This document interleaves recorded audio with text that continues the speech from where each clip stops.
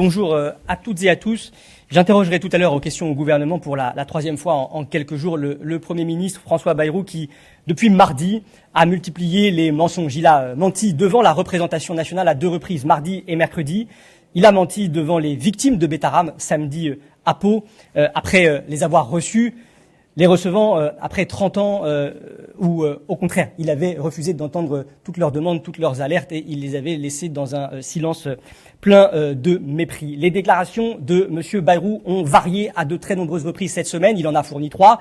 Mardi, il nous disait n'avoir, je le cite, jamais été informé de quoi que ce soit de violence, a fortiori de violence sexuelle. Mercredi, il disait n'avoir jamais été informé à l'époque. Et samedi, il indiquait n'avoir pas été informé de violence sexuelle seulement. Or, la chronologie établi par vos confrères, établi par François Bayrou lui-même, révèle que dès 1996, il est ministre de l'Éducation nationale. Il commande un rapport d'inspection sur Betaram et ce rapport fait état de châtiment corporel, fait état de la présence d'élèves surveillants dans l'établissement, indique qu'il y a des problèmes dans la conception de la discipline à Betaram. Donc François Bayrou est en 96 informé à minima de violence physique.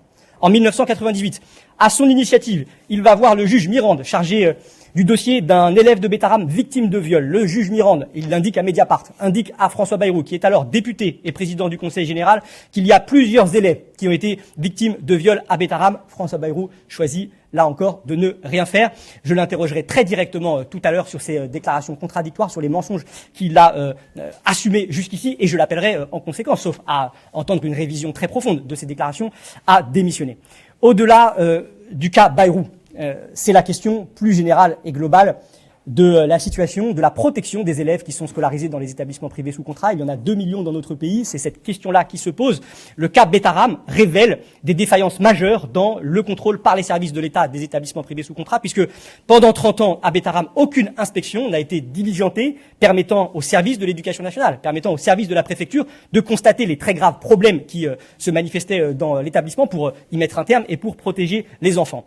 L'an passé, j'ai rendu avec un député Renaissance, Christopher Weisberg, un rapport d'information parlementaire qui portait sur la question du financement des établissements privés sous contrat et qui faisait déjà apparaître de graves défaillances dans le contrôle financier de ces établissements. Aujourd'hui, il paraît indispensable d'élargir les investigations et de permettre aux députés à l'Assemblée nationale de se saisir de cette question à travers une commission d'enquête parlementaire pour évaluer ces défaillances partout en France, qui peuvent conduire à la mise en danger d'élèves et peut-être pour faire évoluer la législation afin de garantir à l'avenir que d'autres Betaram ne se produisent pas, pour protéger les élèves, pour garantir les droits de l'enfant, dans un moment où François Bayrou, et c'est l'une des premières décisions qu'il a prises en arrivant à Matignon, a fait le choix de supprimer le ministère délégué à la petite enfance. Je vous remercie.